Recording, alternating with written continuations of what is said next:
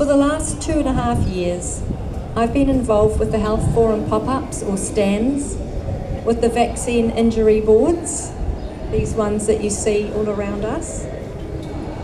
Chrissy Cunningham started the group, and it has grown thanks to her persistence. We really appreciate you, Chrissy. Yay. We stand once a week on a suburban street near a pedestrian crossing and traffic lights to catch walkers and drivers alike.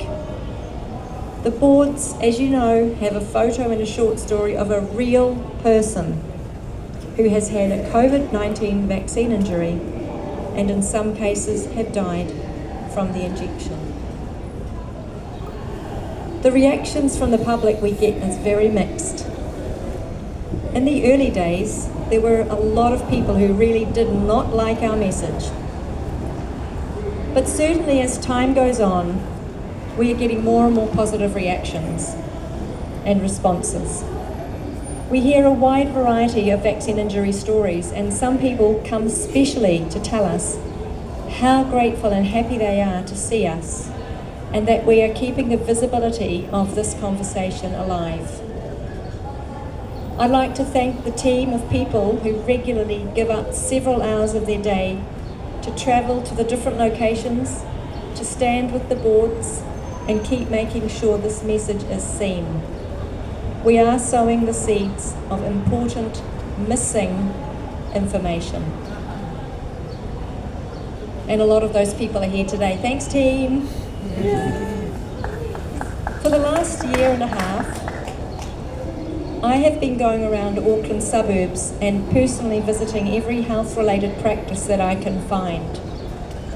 These include pharmacies, medical centres, osteopaths, physios, dentists, orthodontists, radiology clinics, chiropractors, optometrists, hearing clinics, acupuncturists, Chinese herbal medicine clinics, podiatrists, homeopaths, skin clinics, diagnostic labs, health shops, as well as citizens' advice bureaus and fitness centres. I pop a leaflet in front of them and I say, "Hi, I'm visiting people who work in the health sector or work with people and their well-being to introduce the Health Forum NZ, which has been set up to assist those who've been injured by the COVID-19 injection. Thousands of New Zealanders have had serious side effects, and most people are not aware of this because the media and our health authorities are not talking about it." So that's my opening spiel. At that point, I pause, and there are a wide range of reactions. Examples of reactions include, "You are spreading propaganda, please leave." A very disinterested, vague acknowledgement. A neutral, "Oh, okay, thanks, I'll pass that on. Goodbye." A slightly more interested, "Oh, that's good, thank you very much." An open-minded, "What do you mean by injured?" A knowing, "Oh yes, I know someone who got really sick after the jab." A very sad, "I have been injured." A heartbreaking, "My family member had a heart attack and died several days after it." A myriad of vaccine injury stories, and then I meet a few who are fully aware, and they speak openly to me with a torrent of stories, and they are so grateful to meet a like-minded person. They often have no one to talk to about these topics. I am still surprised when some people say they have never heard of vaccine injuries. And I ask them specifically, have you met anyone with vaccine injuries or anyone who's talked about it? and they're shaking their head, and then I say, have you heard of the concept on social media or on the news or anywhere? Sometimes, oh yeah, on social media, but that's like, but some actually continue to say, no, never heard of it. And honestly, I believe them. I have some people say to me, they're lying. And maybe some of them are lying, but I honestly think that some people are just in that zone where they just have not heard about it. But now I am hearing more stories of harm, and people are beginning to open up. These days, a lot more are telling me that they didn't want to get the jab, and they really felt coerced. I've had young pharmacists asking me many questions. Most of them I tried to answer to the best of my ability, but I've pointed them to the Facebook and X and the website, where there's heaps and heaps of studies and interviews that thankfully are there. Yes, I've had young pharmacists ask me many questions, and I've had medical centre receptionists offer to put leaflets into their doctors' trays. The most fulfilling part of this process is meeting people who are so grateful to finally have a place to go for support and someone to talk to. Most of these people who are aware have never heard of the Health Forum or NZDSOS, but they've got jab injured loved ones, or they're injured themselves.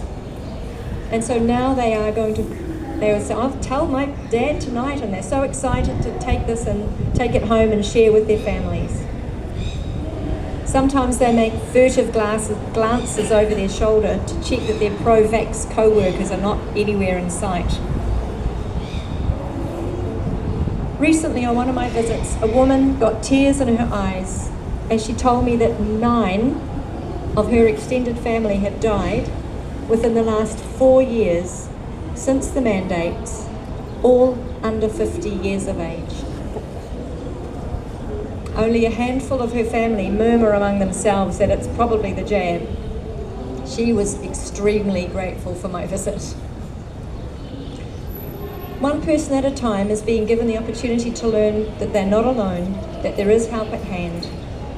I would like to really acknowledge you again, Linda Wharton, the amazing work you do and the supportive team around you. The leaflets are such a good way to get the conversation started. The fact that I can use them to speak face to face with hundreds of ordinary Kiwis and hear their stories has been helpful for me to feel that I can make a small difference. I also tell people when I can about NZDSOS, especially about their clinic, the Holistic Health Collective, set up specifically for jab injured. Huge gratitude to those wonderful doctors and nurses. A lot of ordinary people are beginning to be aware that something's not right, and they need our gentle, compassionate understanding as they slowly begin to see that they were lied to. I'd like to acknowledge all of you who are standing here today and standing up for the values of freedom of choice. Each in your own way are part of the bigger picture, holding the light to the dark. There are many people all around the world who are working tirelessly to do this, and we are growing. Let us support each other to be strong, gently persistent, and resilient. And I had written this down. In the words at the end of a recent post from Linda, choose love. I'd like to finish by singing a blessing for you all. May the long time sun shine upon you, all love surround you, and the pure light within you guide your way on. God